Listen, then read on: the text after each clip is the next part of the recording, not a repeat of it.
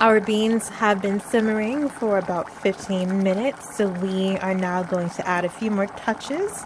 We're adding in some cinnamon powder, and we are adding in some of our Camella's Kitchen Trini hot pepper sauce.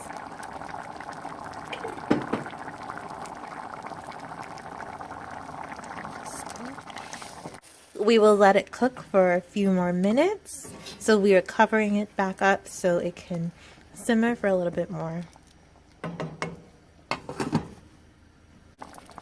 As you can see, it's coming quite nicely. It is now ready. And there you have it, folks. A black bean chili from Camella's Kitchen.